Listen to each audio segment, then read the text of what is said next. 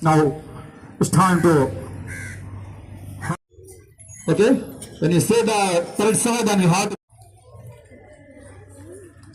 Okay, is it ready? First hold.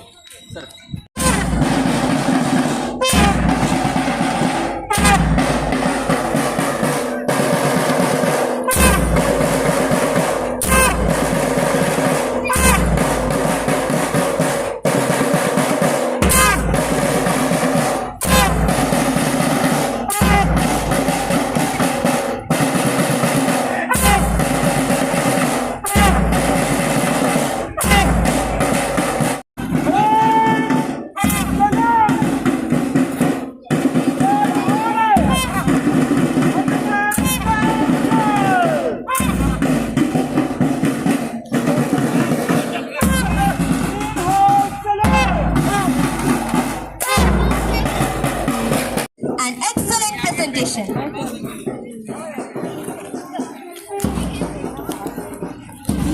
Marching with fire and fierce determination. Please welcome the valiant Red House. Look at their synchronized steps, their heads held up. The Red House is marching with passion and focus, ready to compete with all their heart. A truly commanding display. And spirited Yellow House. A vibrant and spirited content. Blue House is a picture of composure and strength. Their steps are crisp. Their uniform is flawless. Fast. You have set a magnificent tone for the today. The toss will be handed over to Raida from 10th standard, a state level chess player who has represented our school for 3 years.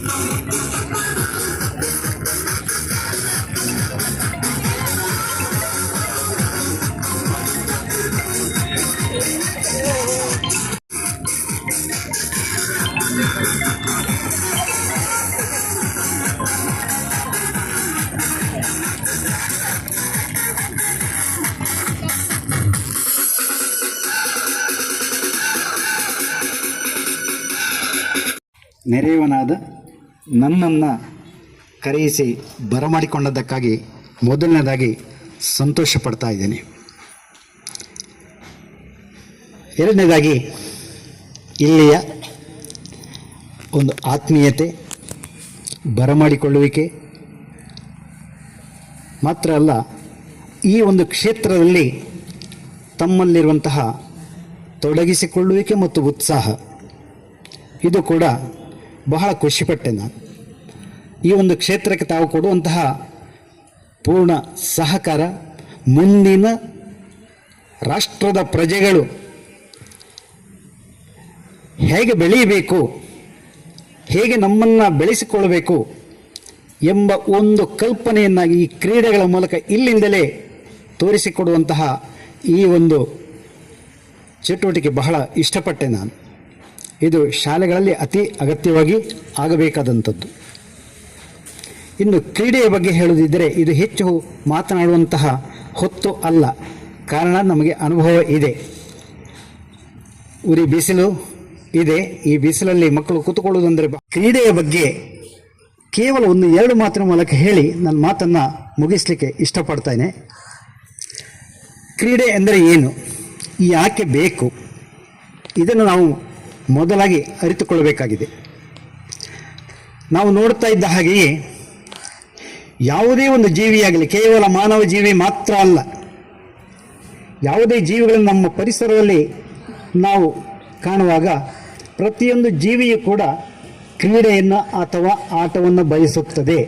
ಉದಾಹರಣೆಗೆ ನಾವು ಸಾಕುವಂತಹ ಬೆಕ್ಕು, ನಾಯಿ, ಮೊಲ, ಆಡು ಇತ್ಯಾದಿ ಯಾವುದೇ ಹಸು ಕರುಗಳಾಗಲಿ ಯಾವುದೇ ಆಗಲಿ ಅವುಗಳ ಫ್ರೀ ಇದ್ದಾಗ ಅವು ಆಡ್ತಾ ಇರ್ತವೆ. ನಾವು ಗಮನಿಸಿದ್ದೇವೆ, ಅವುಗಳ ಆಟಗಳನ್ನು ನೋಡಿ ನಾವು ಮೆಚ್ಚಿಕೊಳ್ತೇವೆ. ಇದರಿಂದ ಏನು ನಾವು ಅರಿತುಕೊಳ್ಳಬಹುದು? ಕ್ರೀಡೆ ಮಾನಸಿಕ ಉಲ್ಲಾಸವನ್ನು ಕೊಡುತ್ತದೆ. ಅವು ಯಾಕೆ ಆಡ್ತವೆ, ನಾವು ಯಾಕೆ ಆಡ್ತೇವೆ? ನಮ್ಮ ಮನಸ್ಸಿನ ಉಲ್ಲಾಸಕ್ಕಾಗಿ. ಹಾಗೆ ಪ್ರತಿಯೊಂದು ಜೀವಿಗಳು ಕೂಡ ಅವುಗಳ ಉಲ್ಲಾಸಕ್ಕಾಗಿ, ಮಾನಸಿಕ ಉಲ್ಲಾಸತೆಗೋಸ್ಕರ ಅವು ಆಡ್ತವೆ. ಇದರಿಂದ ನಾವು ಮುಖ್ಯವಾಗಿ ಏನು ಅರಿತುಕೊಳ್ಬೇಕಂತಂದರೆ, ಕ್ರೀಡೆ ಕೇವಲ ದೈಹಿಕ ಚಟುವಟಿಕೆ, ದೈಹಿಕ ಚಟುವಟಿಕೆ ಮಾತ್ರ ಅಲ್ಲ, ದೈಹಿಕ ಮತ್ತು ಮಾನಸಿಕ ಚಟುವಟಿಕೆಯಾಗಿದೆ ಕ್ರೀಡೆ. ಈ ದೈಹಿಕ ಚಟುವಟಿಕೆ ಮತ್ತು ಮಾನಸಿಕ ಚಟುವಟಿಕೆ ಅಥವಾ ಶ್ರೀ ವಿಶ್ವನಾಥ ಅಣ್ಣವರೇ, ಅದೇ ರೀತಿಯಲ್ಲಿ ಶಾಲಾ ಮುಖ್ಯೋಪಾಧ್ಯಾಯರು, ರಕ್ಷಕ ಶಿಕ್ಷಕ ಸಂಘದ ಅಧ್ಯಕ್ಷರು ಜರುಗ್ತಾ ಇದೆ. ಅದರ ಪೂರ್ವಭಾವಿಯಾಗಿ ಉದ್ಘಾಟನಾ ಕಾರ್ಯಕ್ರಮವನ್ನು ಇದೀಗ ನಮ್ಮ ಮುಖ್ಯ ಅತಿಥಿಗಳು ಉದ್ಘಾಟನೆ ಮಾಡಿದರು. ಅದೇ ರೀತಿಯಲ್ಲಿ ಮುಂದೆ ಬೇರೆ ಬೇರೆ ಸ್ಪರ್ಧೆಗಳು ಕೂಡ ನಡೆಯಲಿಕ್ಕಿದೆ. ಎಲ್ಲ ಮಕ್ಕಳು ಕೂಡ ಬಹಳ ಉತ್ಸಾಹದಿಂದ ಸೋಲು ಗೆಲುವು ಎರಡನ್ನು ಕೂಡ ಸಮನಾಗಿ ಕಾಣುತ್ತಾ ಸವಾಲಿನ ರೀತಿಯಲ್ಲಿ ಸ್ಪರ್ಧೆಗಳನ್ನು ಸ್ವೀಕರಿಸಿಕೊಂಡು ಎಲ್ಲ ಪರಸ್ಪರ ಗೌರವಿಸುತ್ತಾ, ಸಹಕಾರ ಧರ್ಮವನ್ನು ಪಾಲಿಸುತ್ತಾ, ಇನ್ನೊಬ್ಬರನ್ನು ಗೌರವಿಸುತ್ತಾ, ಒಳ್ಳೆಯ ಸ್ವಭಾವವನ್ನು ಬೆಳೆಸಿಕೊಂಡು ಇವತ್ತು ಪ್ರಾರಂಭದಲ್ಲಿ ಈ ಒಂದು ಕ್ರೀಡೋತ್ಸವಕ್ಕೆ ಬೇಕಾದಂತಹ ಮೈದಾನವನ್ನು, ಒಂದು ಟ್ರ್ಯಾಕನ್ನು ನಿರ್ಮಿಸಿಕೊಡಲಿಕ್ಕೆ ನನ್ನ ಜೊತೆಗೆ ಸಹಕರಿಸಿದಂತಹ ಮಕ್ಕಳ ಒಂದು ಕೆಲಸವನ್ನು ನಿಮ್ಮ ಕಣ್ಣಾರೆ ನೀವು ಕಾಣ್ತಾ ಇದ್ದೀರಿ. ಈ ಒಂದು ಅಚ್ಚುಕಟ್ಟುತನದ ಒಂದು ಟ್ರ್ಯಾಕನ್ನು ಕೇವಲ ನಾವು ಅದಕ್ಕೆ ಸಲಹೆಗಳನ್ನು ಹಾಕಿರುವಂಥದ್ದು, ಈ ಪೂರ್ತಿ ಟ್ರ್ಯಾಕನ್ನು ಹಾಕಿರುವಂಥದ್ದು ನಮ್ಮ ಇಲ್ಲಿಯ ಮಕ್ಕಳೇ. ಅಷ್ಟು ಅಚ್ಚುಕಟ್ಟುತನದಿಂದ ಈ ಟ್ರ್ಯಾಕನ್ನು ರೆಡಿ ಮಾಡಿದಂತಹ ಮಕ್ಕಳಿಗೆ ಸ್ಪೆಷಲ್ ಆಗಿ ಒಂದು ಥ್ಯಾಂಕ್ಸ್ ಇದೆ. ಯಾಕೆ ಹೇಳಿದರೆ, ಈ ನೀಟ್ನೆಸ್ ಆಗಿರ್ತದೆ ನಿಮ್ಮ ಜೀವನದಲ್ಲಿ ಕೂಡ ನಿಮ್ಮನ್ನು ಮುಂದಕ್ಕೆ ಕೊಂಡೋಗುವಂಥದ್ದಾಗಿರ್ತದೆ. ಹಾಗೆ ಎಲ್ಲ ವಿಷಯಗಳಲ್ಲೂ ಕೂಡ ಆ ನೀಟ್ನೆಸ್ ಎನ್ನುವಂಥದ್ದು ಬೇಕು. ಅದೇ ರೀತಿ ಎಲ್ಲ ವಿಷಯಗಳಲ್ಲೂ ಕೂಡ ಈಗ ಹಲವಷ್ಟು ಸವಾಲುಗಳು ನಿಮ್ಮ ಮುಂದೆ ಇದೆ. ಆ ಸವಾಲುಗಳನ್ನು ಜಯಿಸಬೇಕಿದ್ರೆ ನೀವು ಏನು ಮಾಡಬೇಕು ಹೇಳಿದರೆ, ಈಗ ಹೇಳಿದಂತಹ ಅನೇಕ ವಿಚಾರಗಳು, ಪರಸ್ಪರ ನಿಷ್ಠೆ, ಸಹಾಯ, ಪ್ರಾಮಾಣಿಕತೆ, ಸವಾಲುಗಳನ್ನು ಎದುರಿಸುವಂಥ ಧೈರ್ಯ, ಇವೆಲ್ಲವುಗಳನ್ನು ಕೂಡ ನಮ್ಮ ಆಟೋಟಗಳು ನಮ್ಮನ್ನು ಮುಂದೆ ಕೊಂಡು ಹೋಗ್ತದೆ.